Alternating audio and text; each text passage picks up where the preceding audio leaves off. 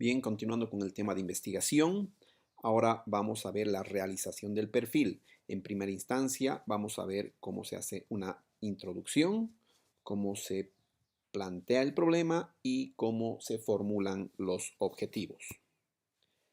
Para comenzar, en la introducción tenemos que poner datos de nuestro tema de tesis o nuestro tema de investigación, en especial de su entorno, evitando en lo posible poner algunos problemas. Es mejor describir la situación de manera general e ir hacia lo particular.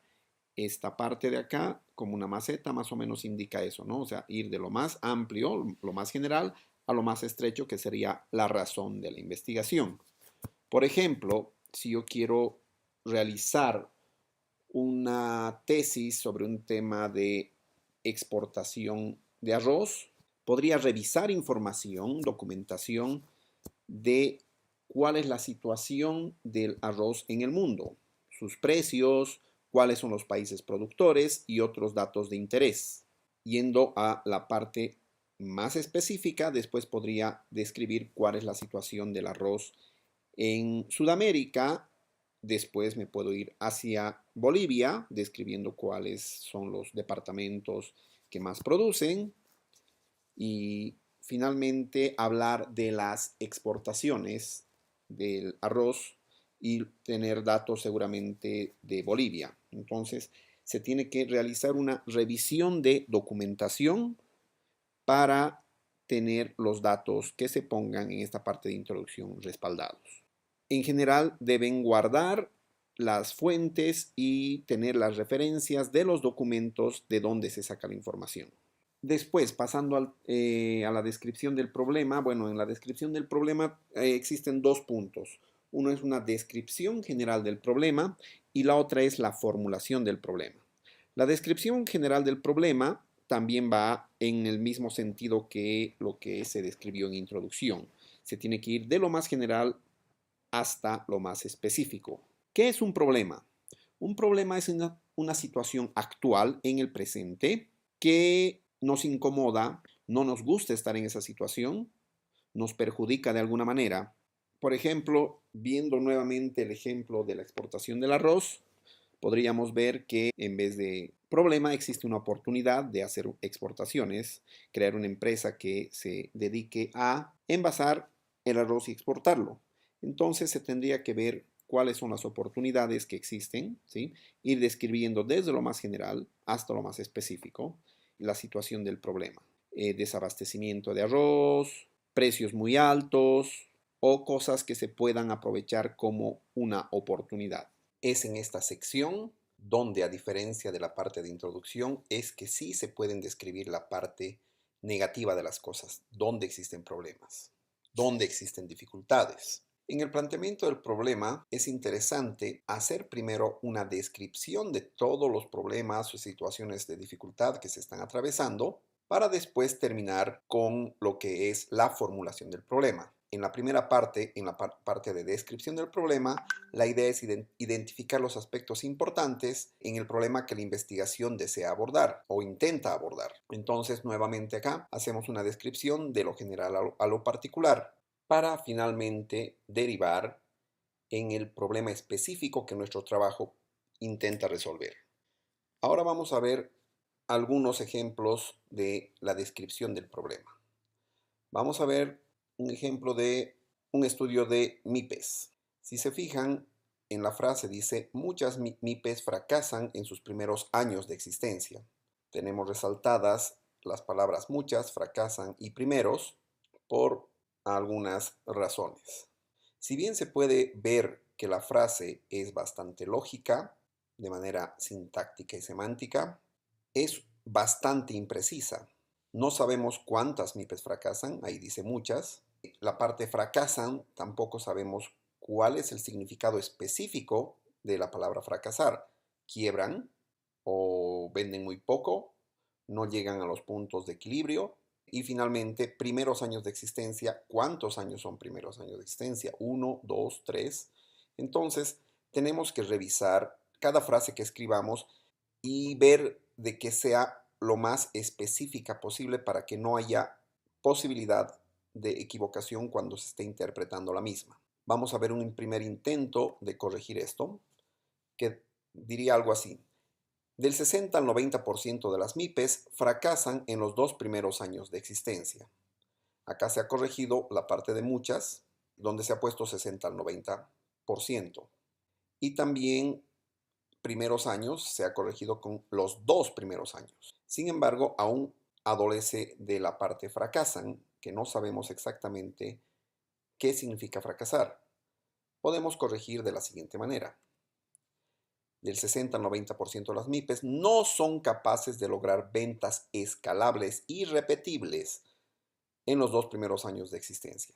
Entonces, la parte de fracasan la hemos puesto como que no son capaces de lograr ventas escalables y repetibles.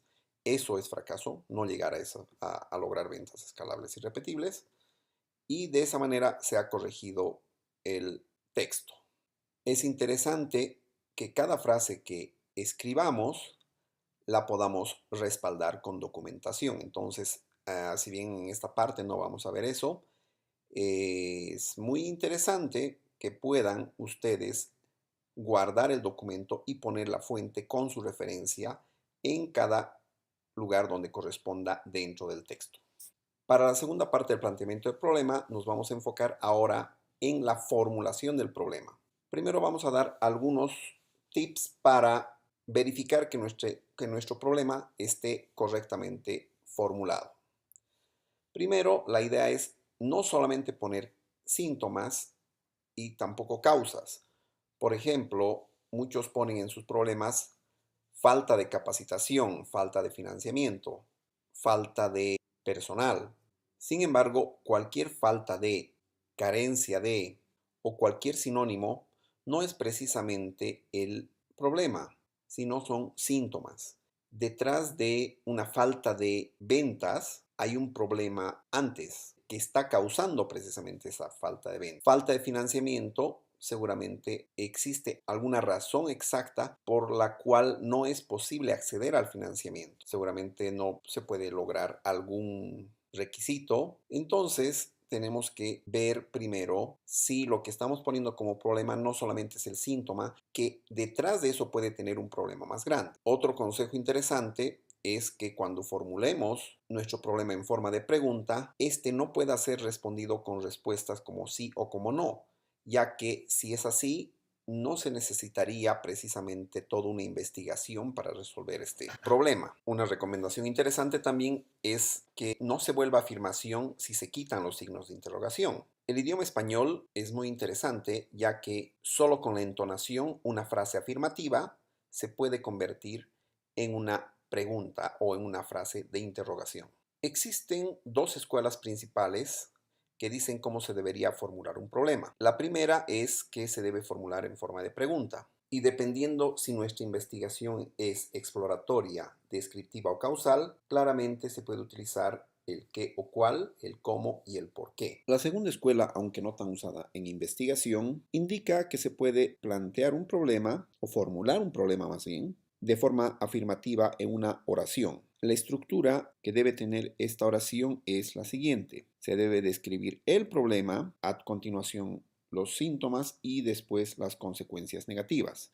Una variación es poner el problema, la causa y el efecto. Sin embargo, hay algunos defensores de que directamente se debería poner síntoma y consecuencia, lo cual es bastante interesante y lógico, pero si se puede describir el problema, la formulación estará mucho más clara. Un ejemplo un tanto académico y no del área es, por ejemplo, que la gente determina o las personas determinan como problema un dolor de cabeza. Un dolor de cabeza no es un problema, sino es un síntoma que conlleva por detrás un problema mayor, más importante. El problema podría ser que se ha contraído un resfrío y la consecuencia podría ser de que si no se toman las medidas correctivas, esto podría llevar a una pulmonía o efectos mayores. Por lo tanto, de forma afirmativa podríamos decir, el problema es que se está entrando a un resfrío que se ha detectado mediante el dolor de cabeza, lo cual si no es solucionado a tiempo podría llevar a una pulmonía. Entonces, problema, resfrío, síntoma, dolor de cabeza, consecuencia negativa, pulmonía. Bien, para terminar la parte de planteamiento del problema, vamos a ver algunos ejemplos de cómo no se debe formular el problema y algunos ejemplos de cómo se debe formular un problema correctamente. Podemos ver en la frase en amarillo que indica ¿será que un plan de negocios puede elevar las ventas del producto X? Esta es una oración modelo que se ve en varios trabajos de investigación o varias tesis de pregrado o incluso de maestría. Veamos qué cosas están mal. Al inicio habíamos dicho de que un problema debe ser una situación incómoda, una situación de dificultad, una situación perjudicial en el presente.